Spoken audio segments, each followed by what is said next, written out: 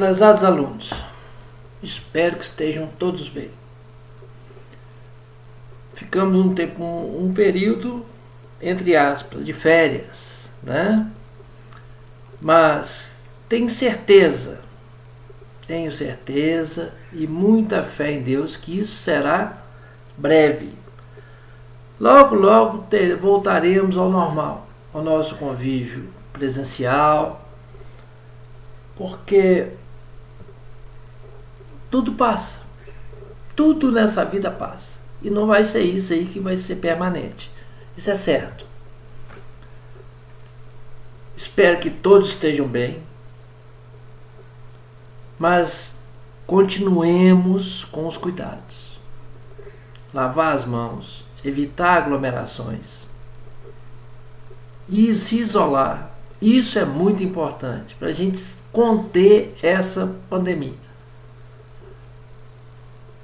Uma coisa que eu vou falar para vocês é que vocês nunca serão prejudicados em termos de conteúdo programático. Essa plataforma que a escola oferece, que, saliento, várias escolas não possuem, essa plataforma de ensino à distância permite que todo o conteúdo programático seja dado, vocês não terão perda de conteúdo e a meta de vocês continuar mantida. A meta de vocês é se tornar futuros profissionais da radiologia. Isso com certeza nós conseguiremos, mas com a ajuda minha, de vocês e dessa escola. Temos que agradecer tudo que acontece na nossa vida, a gente agradece. Sabe por quê? Porque tudo tem que servir de aprendizado. É nas dificuldades que a gente aprende. Quando você faz uma prova, é nos erros que você aprende. Então, a gente tem que aproveitar essa oportunidade forçada, vamos colocar assim, que nós estamos tendo tempo de ter um convívio maior com nossos familiares. Sabe aquele armário que você guarda suas coisas? Não estava bagunçado? Então, por que você não arruma? Aquela gaveta. Então, quer dizer, tempo tem. E agora você pode aproveitar esse tempo em benefício próprio. É através de quê? Dos estudos. Para continuar o seu objetivo, que é se transformar num profissional da radiologia. Juntos conseguiremos alcançar essa sua meta da radiologia. E com certeza a gente vai sair dessa. Pode ficar tranquilo. Eu deixo para vocês esses dois recados. Continue com a sua meta. A sua meta era se transformar num profissional da radiologia, mas tendo fé e perseverança. E quando a gente voltar ao normal, que o normal não seja o mesmo, pois o normal que a gente achava que era, que criou esse problema todo.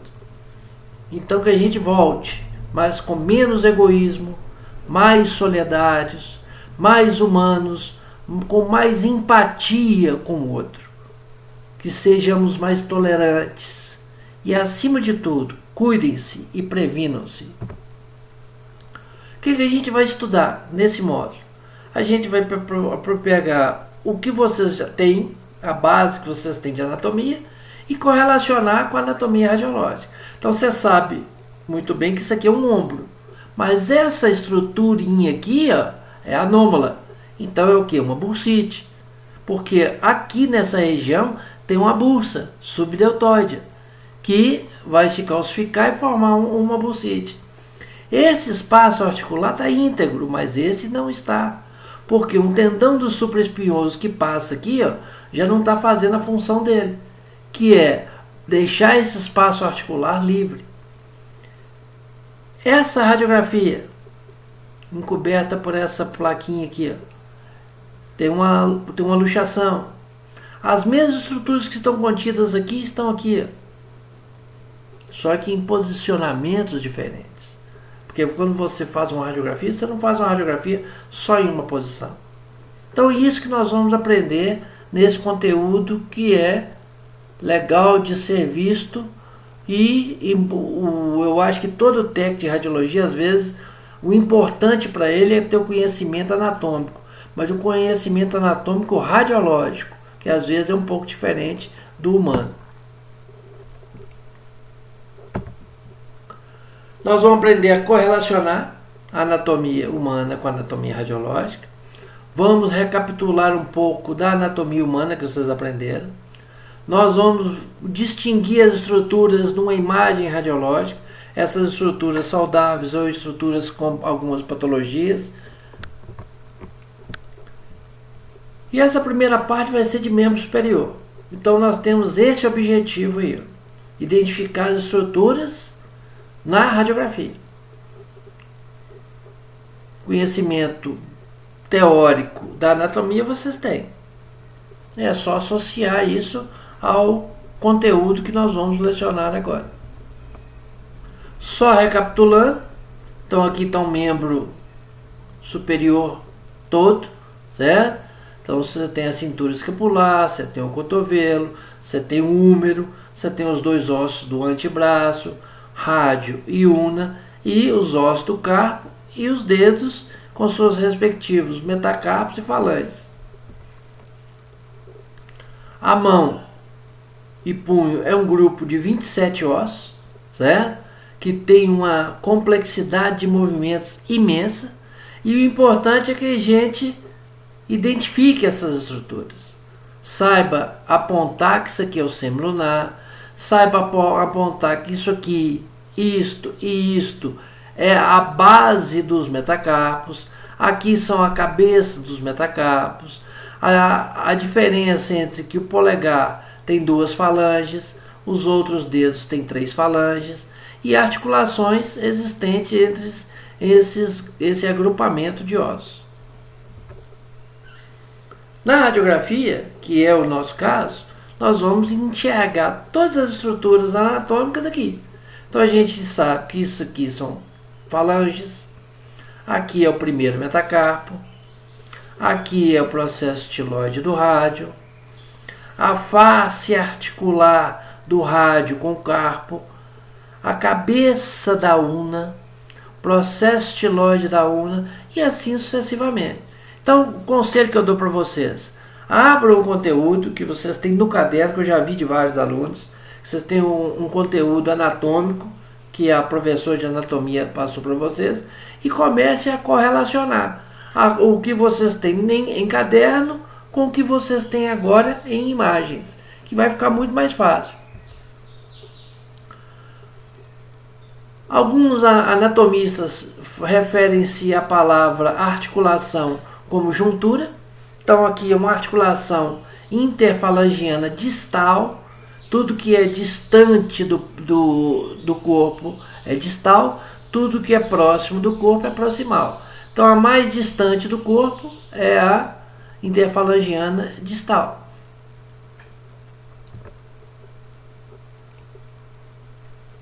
Os ossos do carpo, certo?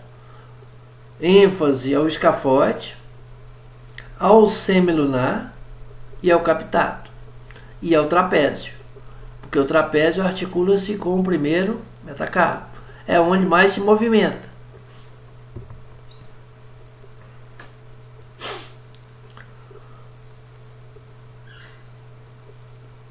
Esses ossículos aqui, ó, esses dois ossículos, que teriam que estar aqui, ó, próximo da cabeça do primeiro metacarpo, são ossos sesamoides. Você não nasceu com eles. Você não nasceu com todo o grupo de ossos do carpo. Eles foram se maturando cronologicamente. Então a idade óssea de uma pessoa tem que ser compatível com a idade dela cronológica, certo?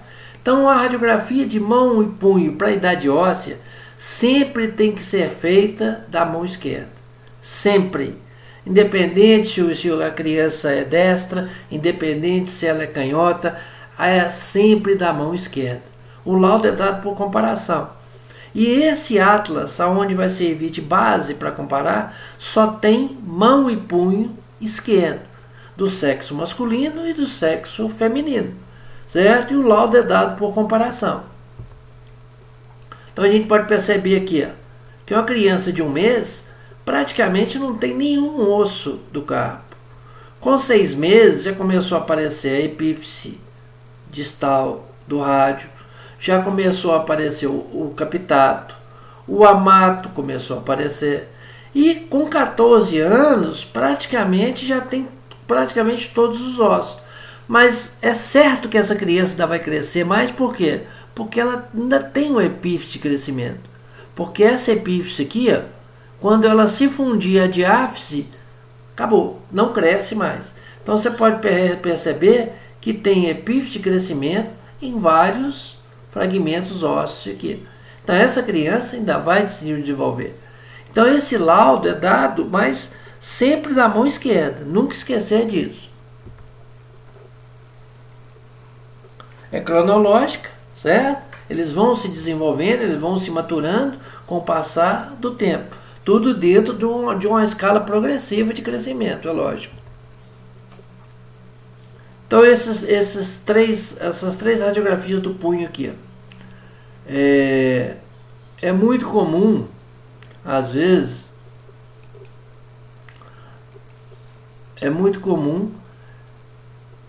você fazer uma radiografia e aparecer essa linhazinha aqui.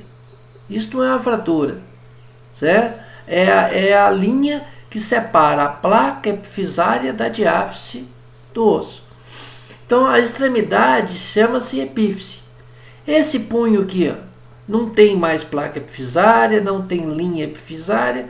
Então o que aconteceu?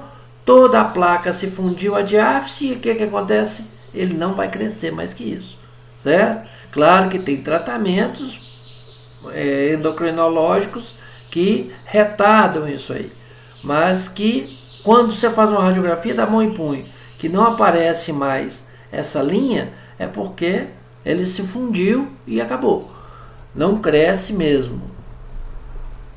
Essa linha de crescimento, essa epífise, está contida no fêmur, na tíbia, na cabeça do fêmur, nas extremidades de rádio e una, nas extremidades das falanges, na extremidade dos metacarpos, em húmero, em tíbia, em fíbula, todos praticamente os ossos do corpo, os ossos mais longos, possuem essa epífise de crescimento. A gente falou de crianças, adolescentes. Agora é muito comum você fazer uma radiografia de uma senhora de 80, um senhor de 80 anos, 70 anos, 60 anos e aparecer isso aqui. Isso é o desgaste natural. Todo mundo já ouviu falar em artrite e artrose.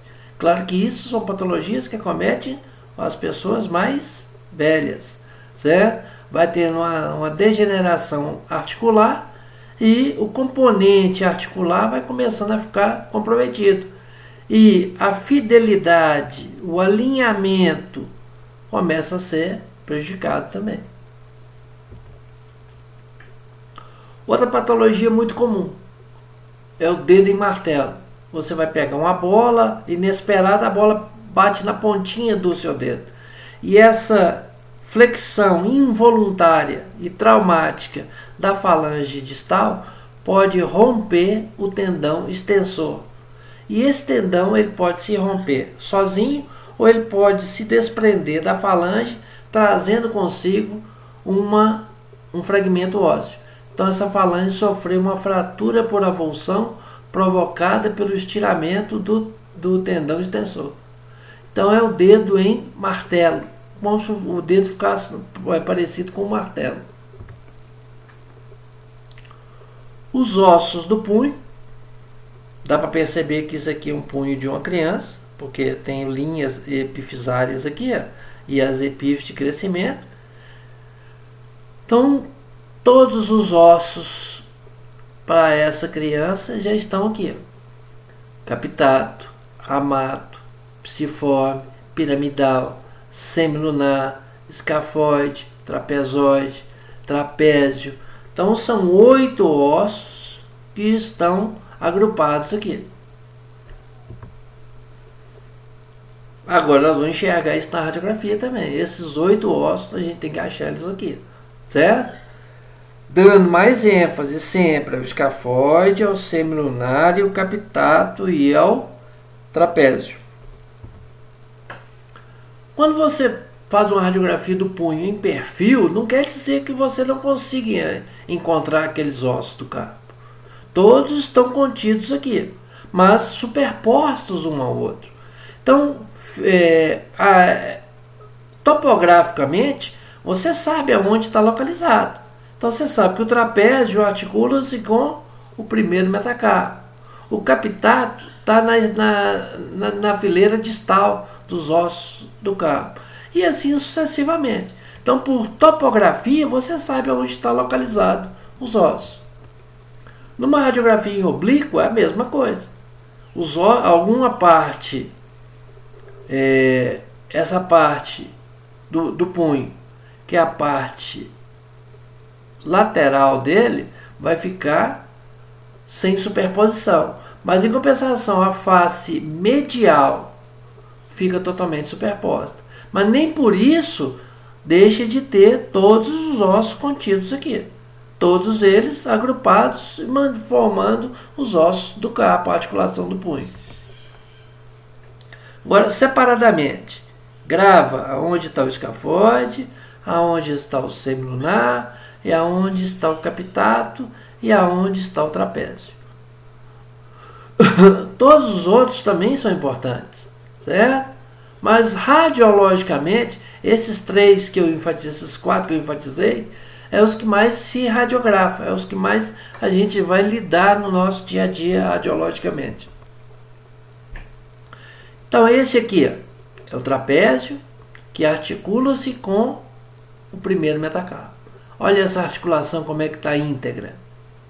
Com o passar dos anos, essa articulação vai perdendo esse espaço articular. E quando se perde o espaço articular, começa a ter atrito osso com osso. Aquela cartilagem articular, aquela membrana articular começa a ser desfeita. Então aquela cavidade começa a não ser tão bonitinha igual essa aqui.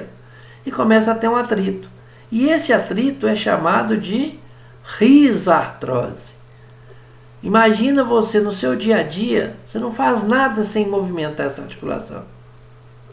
Eu sei que você está movimentando a sua aí, nesse momento. E vai chegar em um ponto que não tem, o processo degenerativo é tão grande, a impossibilidade de movimentação é tão grande, a dor é tão grande, que o único recurso que tem é colocar uma prótese. Então existe prótese para essa articulação, do trapézio com o metacarpo. Existe uma prótese, então esse componente articular passa a ser artificial. Então vocês já ouviram falar em prótese de joelho, prótese de ombro, e tem essa prótese também. Radiografia do punho. É importante o punho ser bem radiografado.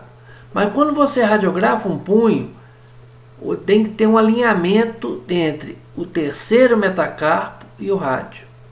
Essa articulaçãozinha aqui, ó, rádio-ulnar, tem que estar ligeiramente dissociada. Não pode estar totalmente superposta e nem muito distante uma da outra.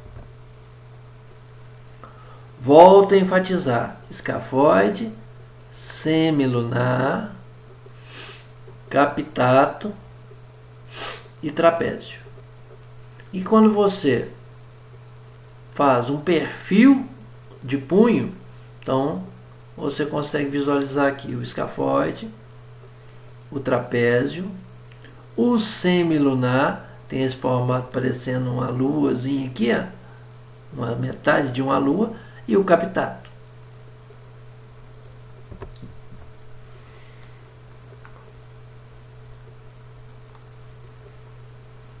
Nem toda a radiografia do punho espera-se que o paciente tenha uma fratura, lógico, certo? Às vezes, após o trauma, ele permanece com uma dor. E essa dor não é provocada por nenhuma fratura em um componente. Mas na queda, no traumatismo, ele levou a mão dominante como apoio. Então, na mão dominante como apoio, você tem um pilar de sustentação, que é o terceiro metacarpo, o capitato, o semilunar, o escafoide e o rádio. E para manter a integridade disso, você tem um ligamento que se chama escafo semilunar. Então tem uma técnica de fazer uma radiografia para ver se esse ligamento está estirado, se está rompido parcialmente ou tem uma ruptura total desse ligamento. Então vamos supor que um punho foi feito e apareceu aqui. Então nós temos aqui o escafoide, nós temos aqui o semilunar e nós temos aqui o capitato. No trauma, essa pessoa levou a mão para se proteger.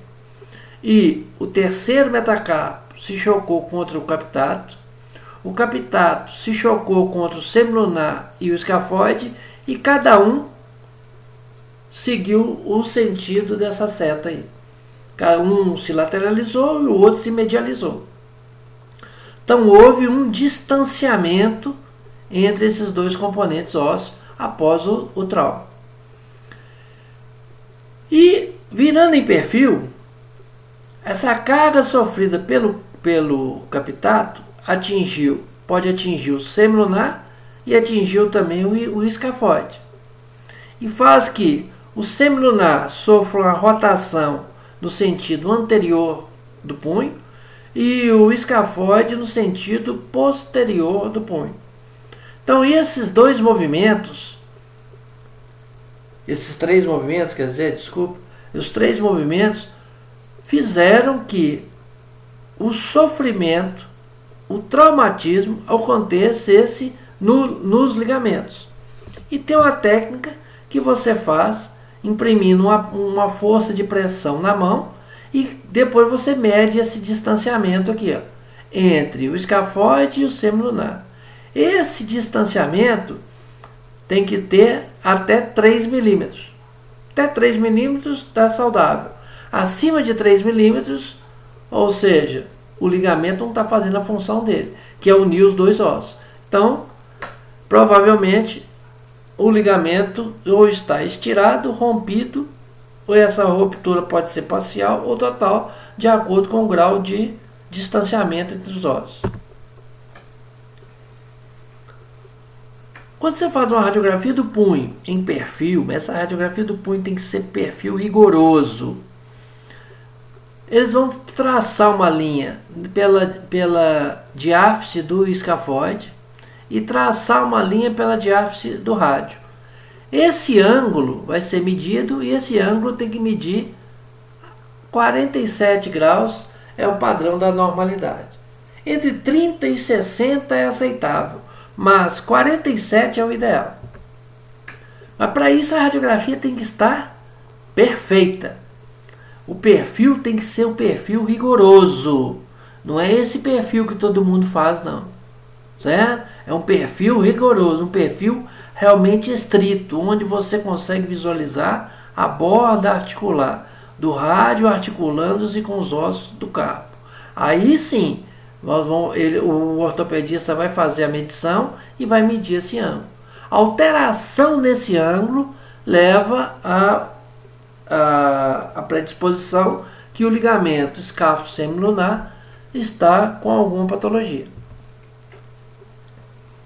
Outro osso importante é o escafoide, que às vezes por queda ele fratura, ele rompe aqui. E é uma fratura chata, às vezes o paciente tem que ser operado, tem que fazer uma osteossíntese, às vezes não dá certo, isso não consolida, vira uma pseudoartrose, mas a radiografia para a gente visualizar é uma radiografia do punho em PA com desvio ulnar, para você abrir esse espaço, para que você veja o escafoide sem sua superposição e sem redução de suas dimensões.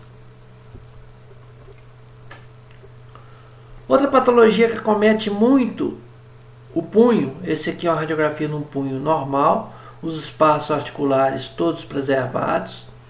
Com o passar dos anos, você vai ganhando experiência, mas em compensação você vai perdendo o componente articular. E isso estão demonstrando radiologicamente aqui, ó, compara essa com esse aqui. Os espaços articulares já não estão tão nítidos, mas há uma degeneração de componentes ósseos. Então isso chama-se artrose, que é o desgaste natural de qualquer ser humano, né? Aqui de novo, então uma animação anatômica aqui, ó, demonstrando o que acontece com os ossos que sofrem essa patologia, e radiologicamente a gente percebendo que não tem mais espaço articular nenhum, como é o nosso caso, como é o caso desse paciente aqui, que está completamente sadio e normal. Todo mundo já ouviu falar em LER, em DORT, a doença do digitador, certo? A compressão dessa estrutura aqui, do nervo mediano, que através dele sai toda a ramificação nervosa para a movimentação dos seus dedos, dos flexores. E às vezes uma compressão desse nervo mediano é o que provoca a dor. E a gente precisa fazer uma radiografia de modo que você veja o túnel do carpo, por onde trabalha, por onde passa esse nervo mediano. Porque talvez um crescimento ósseo da porção volar, da porção anterior dos ossos do carpo, fazem uma compressão do nervo mediano. Então essa radiografia é exclusivamente para que você veja o túnel do carpo aqui. Então você tem aqui o psiforme, o âmulo do amato, o capitato, o escafoide. Todos eles formam a parede superior do túnel do carpo.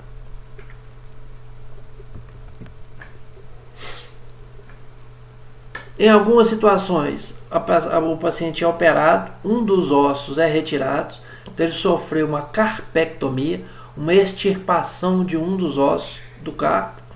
Pode ser por necrose avascular, por alguma patologia, seja ela qual for, o paciente sofreu essa intervenção cirúrgica. Em algumas situações é muito comum você fazer radiografias do punho e a pessoa tem uma rigidez do punho, ela não movimenta, o punho dela não faz o movimento de flexão e nem de extensão, ou seja, esse punho sofreu uma artrodese, uma fixação das duas extremidades, de modo que essa articulação não movimente mais. É um caso, é o último caso de um processo degenerativo que a pessoa não suporta mais de dor e aí fixa-se. Se não pode movimentar, automaticamente não vai ter a dor. Como falei anteriormente, existe prótese daquela articulaçãozinha aqui, ó, do metacarpo com o trapézio, mas existe prótese de punho também.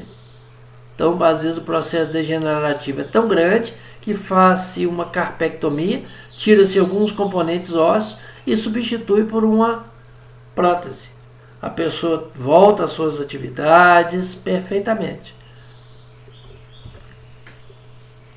E algumas fraturas. Isso aqui é uma fratura de Coles, onde o fragmento distal de rádio foi desviado posteriormente, uma fratura do processo estiloide de rádio, uma fratura da extremidade distal de rádio, uma artrodese, uma osteossíntese de uma fratura de escafoide e uma carpectomia, onde retirou-se, eu estava dando para perceber aqui que o escafoide ele foi retirado. Outro é o antebraço. A gente correlacionar a anatomia humana com a anatomia radiológica, certo? As mesmas estruturas que estão contidas aqui, que a Adriana te ensinou aqui, estão aqui. As mesmas. Só que você vai ter o trabalhinho de comparar uma com a outra. Falta de tempo é que não vai faltar, né? Isso você vai ter de sobra. O importante é ressaltar que uma radiografia do antebraço nunca pode ser feita em PA. Porque quando ela é feita em PA, acontece isso aqui. Ó. rádio e una se cruzam. E quando você faz em AP, elas estão paralelas e simplesmente se tocam na extremidade mais proximal. Então toda a radiografia do antebraço tem que ser feita em AP. Importante colocar que toda a radiografia do antebraço, a extremidade do cotovelo, a extremidade do punho, tem que ser vista na mesma incidência. Não é porque o paciente tem uma fratura só na extremidade distal que você vai incluir só o punho, não. É importante que você veja o conteúdo todo, porque algumas fraturas, tipo a fratura de Monteguia, o paciente sofre uma fratura da una e essa fratura da una provoca uma luxação da cabeça do rádio. E a cabeça do rádio está aqui, ó, próximo do cotovelo. Então é importante que as duas articulações sejam demonstradas. Fratura de Galeazzi é uma fratura que pode provocar o terço médio ou terço distal do rádio, provocando uma luxação da articulação rádio-unar. Então é importante que as duas articulações sejam demonstradas.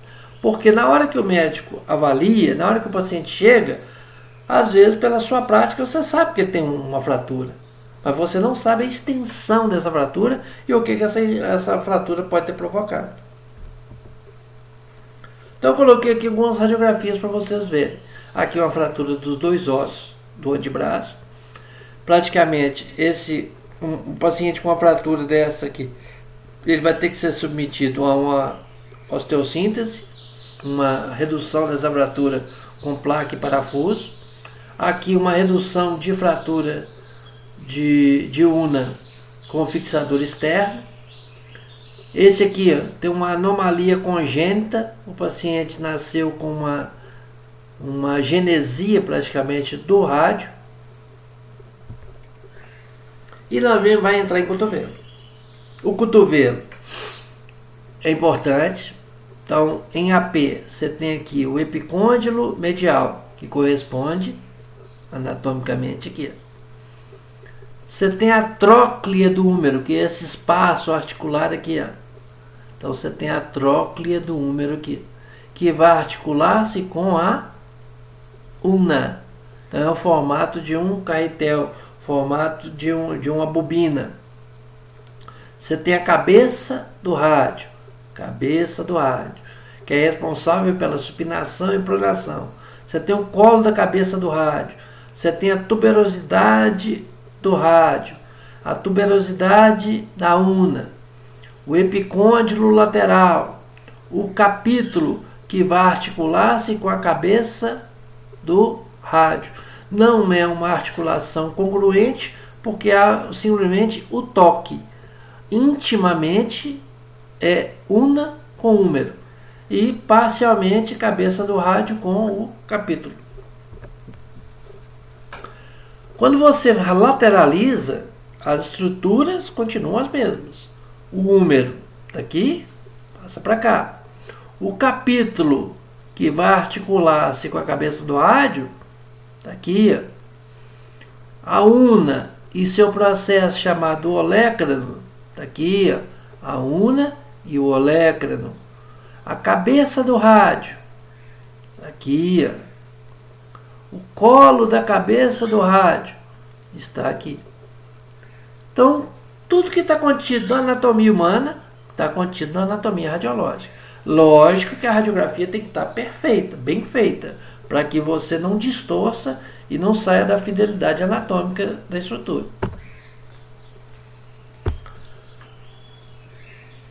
Vendo a radiografia, novamente, o húmero, os epicôndilos, medial e lateral, a una e o rádio. Outras partes, você tem o côndilo, a fossa coronoide, esse biquinho aqui, esse triângulozinho aqui é o processo coronoide, você tem o capítulo, a tróclea, una e rádio. Aqui o processo coronoide, está até marcado aqui, eu que antecipei. A incisura radial da una, a cabeça do rádio, o colo, a tuberosidade radial, o processo coronoide que nós já falamos, a fossa coronoide, que no momento da flexão, esse processo coronoide entra aqui dentro, certo? E visualizando de forma lateral, todas as estruturas continuam aqui, ó. Rádio, una, colo do rádio, cabeça do rádio, olécrano, articulação húmero ulnar, porque a una tem contato íntimo com o húmero, a tróclea, aonde vai acontecer o deslizamento da una sobre o húmero, e a parte humeral, o terço distal do húmero. Outra radiografia do cotovelo em lateral, certo? Outras estruturas anatômicas que já foram faladas. E o importante é que toda a radiografia do cotovelo, todo membro, a gente não pode pensar só no cotovelo, não. A gente tem que pensar no membro por um todo. Todo membro tem que estar no mesmo plano. No mesmo plano tem que estar punho, no mesmo plano tem que estar cotovelo, no mesmo plano tem que estar húmero. Tanto em AP quanto em lateral. Porque assim você consegue fazer uma radiografia demonstrando todos os componentes articulares, tanto da anatomia humana quanto da anatomia radiológica. Uma radiografia em AP do cotovelo correta, rádio e una estão ligeiramente superpostos. A tuberosidade radial da una está ligeiramente encoberta pela una. Quando essa radiografia foi feita com uma rotação interna, rádio e una estão totalmente superpostos. Então isso aqui não é um AP, isso é uma oblíqua, certo? Tem a sua finalidade para outra coisa. E quando você faz um AP e rotaciona de forma exagerada externamente, você tem um AP com rotação externa exagerada. Repara que rádio e una estão totalmente dissociados. A tuberosidade radial não está encoberta pela una mais, igual aqui. Então o importante é que toda a radiografia seja feita dessa forma. É AP, é AP. Se não for AP, se não tiver em AP correto, vai estar em oblíquo. E o médico não quer oblíquo, ele quer AP. Perfil é a mesma coisa, certo? Você certificar que as estruturas estão aqui e bem demonstradas. Você saber olhar e saber que isso aqui é o olecrânio, isso aqui é o processo troclear.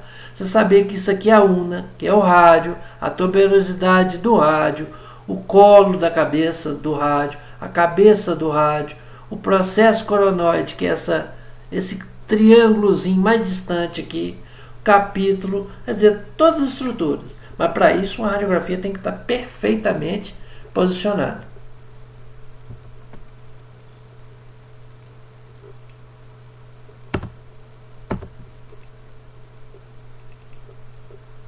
Acabou indo demais, desculpa. Todo mundo já ouviu falar em bursite. A bursite mais comum que todo mundo ouve falar é no ombro. Mas tem bursite no cotovelo. Tá vendo um fragmentozinho aqui, ó? Porque você tem uma bursa aqui, ó. Você tem uma bursa e essa bursa, quando inflama, ela pode se calcificar e formar uma bursite que incomoda. É o que muita gente fala de cotovelo de cachaceiro, né? De tanto ficar com o cotovelo apoiado no balcão de um botequim. E a mesma forma que aconteceu no punho, da mesma forma que aconteceu na articulação trapézio metacarpiana, vai acontecer no cotovelo, que é a artrose. Isso praticamente a população inteira, ninguém fica livre disso, certo? Alguns mais acentuada, outros menos acentuada, mas o componente articular, ele vai ser comprometido. E aí você faz uma radiografia do cotovelo com o paciente com artrose, você vê que não tem espaço articular mais. O paciente sadio, como é que o espaço articular é preservado? Quando você faz em perfil, você vê integridade articular. Quando você vê um perfil de um paciente que tem uma artrose, você não consegue visualizar a integridade articular mais. Tem até alguns osteófitos aqui. Isso é um processo degenerativo que, infelizmente, com o passar dos anos, a gente vai adquirindo. E vai chegar em um ponto tão grande que essa insatisfação, essa dor é tão grande que às vezes o único recurso é você substituir a articulação e transformar isso numa prótese. O paciente é submetido a uma cirurgia e a prótese de cotovelo é introduzida. Então substitui, o paciente tem um ganho de vida completamente, certo? Porque a movimentação volta. E isso, importante, voltar e sem dor.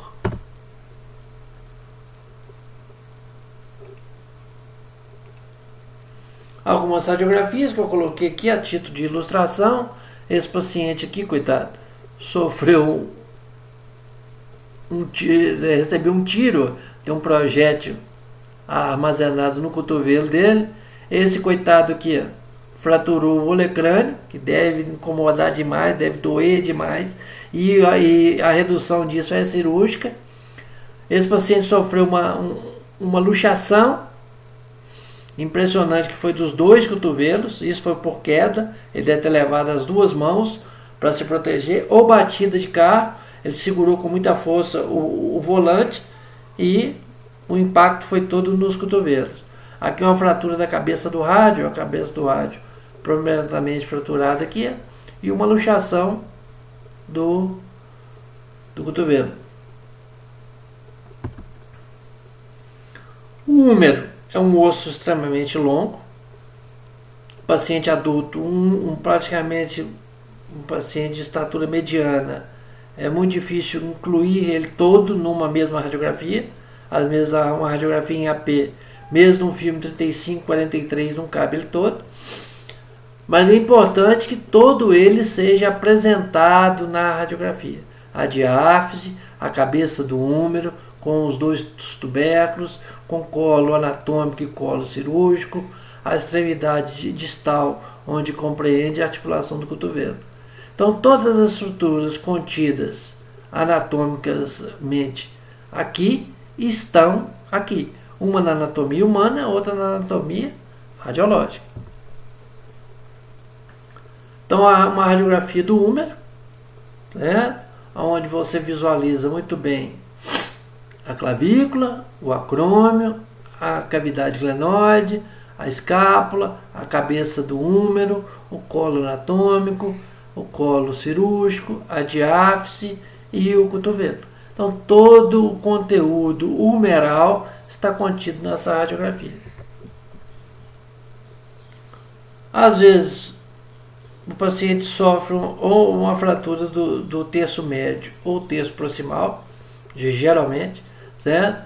A grande preocupação é com o alinhamento, sem dúvida, certo? É que mantém o alinhamento dessa fratura. E às vezes a grande preocupação também é que se não houve algum acometimento de uma inervação, que o nervo radial passa muito próximo ao húmero. E numa fratura, às vezes há uma fragmentação, uma extirpação desse nervo. E começa a voltar o quê? Sensibilidade nas mãos e na extremidade distal do membro superior. Então, a grande preocupação. E sem contar a parte ortopédica, é lógico. E eu coloquei aqui com as radiografias. Esse paciente recebeu um tiro, né? Estão vendo fragmentos de chumbo aqui, vários. Foi de uma calibre 12, uma escopeta. Esse paciente sofreu uma osteossíntese, provavelmente uma fratura do terço proximal, que foi reduzida cirurgicamente. Aqui uma fratura também do terço médio e terço distal. Está mantido o alinhamento com gesso.